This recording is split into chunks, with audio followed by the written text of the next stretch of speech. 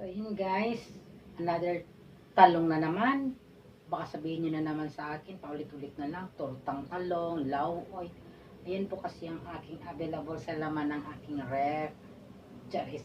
Mayroon naman tayong ibang mga ulam dyan guys. Pero gusto ko lang ito ulit ang ating lulutuin dahil pag tumagal kasi ito sa ref guys, alam nyo yun naman yung ano ng talong no? Nagkakaroon ng pasa kapag hindi siya agad naluluto, lalo kung laging nasa basa, maalamig sa ref yun. So ayan, lulutuin na naman natin siya. Pero guys, masarap na naman to eh, no? Ibahin naman natin yung style ang pagluto natin ito. Ganun pa rin siya, pero ang gagawin natin ay tanggalan natin siya ng tangkay, tapos ihalo na natin yung itlog dun sa ating talong. Ayan. So ngayon, makikita nyo ngayon pagka ako ay mag-umpisa na sa pagbalat-balat. Ayan. So huwag nyo naman sabihin na, paulit-ulit na naman, tortang talong, wala na bang ibang ulam dyan, wala bang karne dyan, walang adobo, walang minodo, walang kalderita, wala bang lechon dyan. So siyempre guys, huwag muna tayo dyan sa mga umabot sa mga ganyang ulam dahil siyempre yung ating cholesterol ay ating cholesterol ay papawasan muna natin guys. Medyo lalo muna tayo sa mga ganyang sarap ng ulam.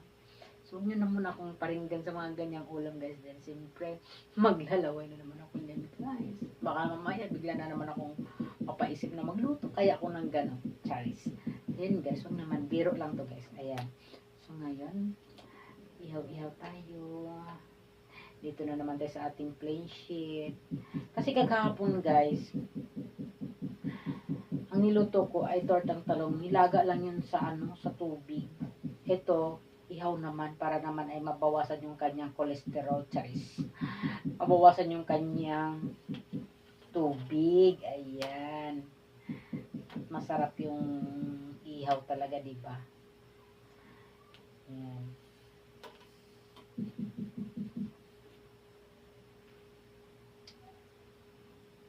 Ako guys, hindi ko alam kung anong maiko-content ko. Araw-araw na lang nag-iisip tayo ng maiko-content.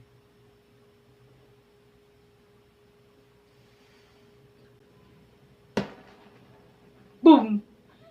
Nagulat ako doon na. O diba, ang ganda ng reaction niya? Happy New Year! Ang ganda talaga guys, mabango ang ang singaw ng talong pag naluto na pumutok siya, di ba? Boom! Gumanon siya. Ang bango. Yan ang kakaiba sa ihaw at laga. Ayan. Ihaw, laga. Ang iba nito guys, tortang talong, tapos ang iba naman ay gagawin nating salad. Tsara, ano ba tawag doon yung nalagay lang natin siya ng bagoong, sibuyas, kamatis. Yun. Tapos, yun na, kakainin na lang ng diretso, hindi na kailangan lutuin pa ulit. Pero magluto rin tayo ulit ng torta. Siyempre, lihilig natin yan. Oh, nagulat na naman ako guys. Kayo ba nagulat ba? Kasi lang mag-New Year, ang ating rice.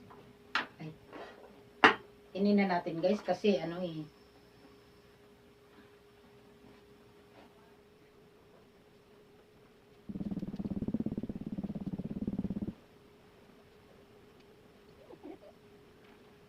Maglaga rin tayo pala ng okra. Meron po tayong okra dito. Ayan.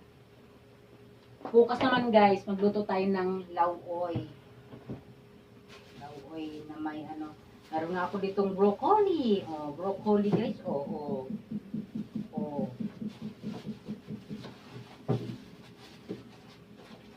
lauoy. Oh, may lauoy tayo guys. Oh. Tortang talong lang ang ating priority ngayong lutuin kasi baka naman bukas magkakaroon na siya ng pasa. Sayang naman. Kaya yan muna ang ating goal na ating lulutuin. Tatlong taling okra. May malunggay na nga tayo dito. Ayan. Ito lalagayin natin to guys para ay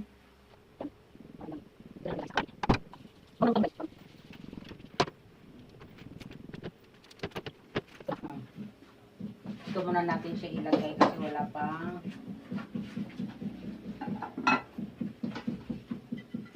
inti na kalan na pagsasalangan.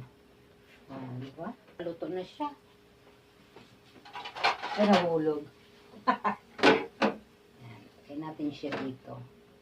Ito rin. Ito na rin to.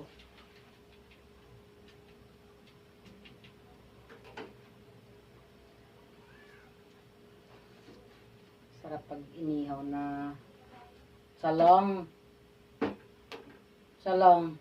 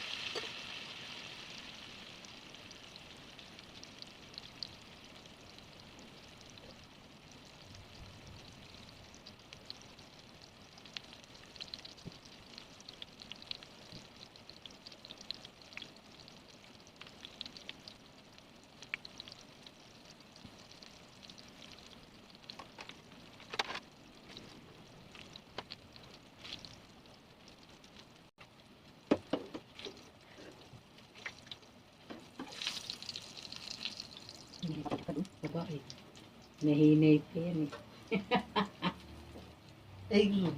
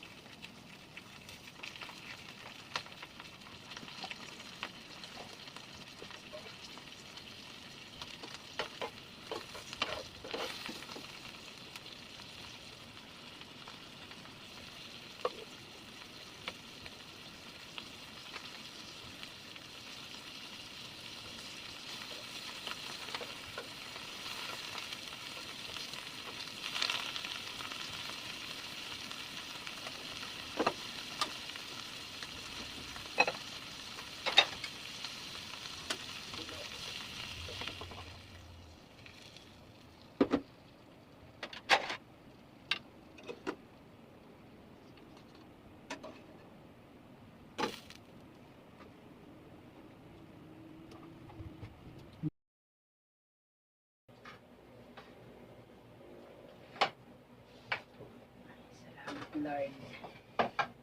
Kain tayo.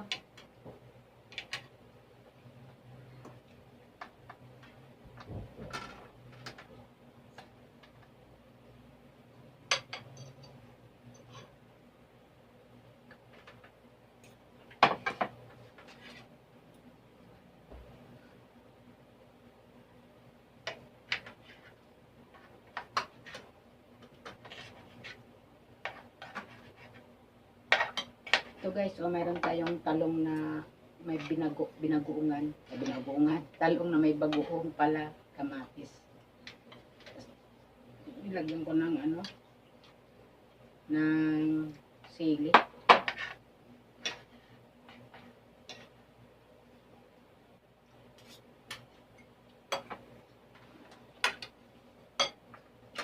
Kain tayo guys. Siyempre pa isa-isa yung ganyan. Tuyo. Ayan.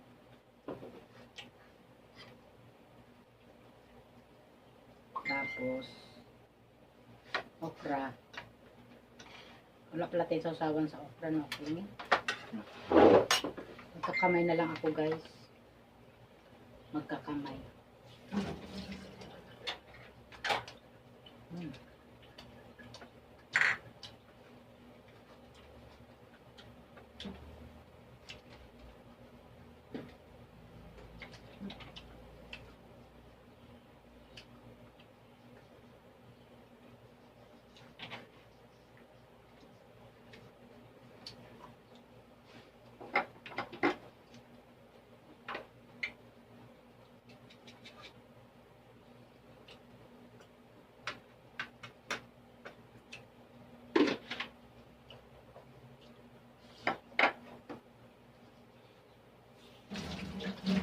Saka leftover na pata.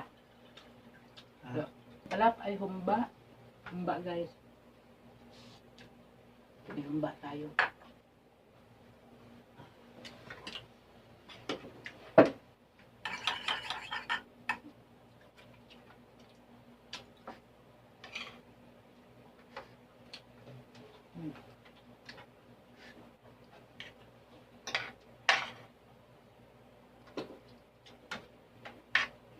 Tama lang ang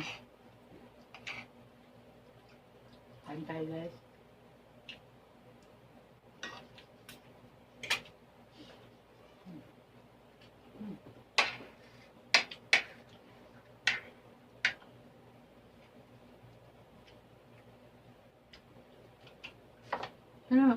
Hindi man pwede sa akin. Lapit mo na lang tayo.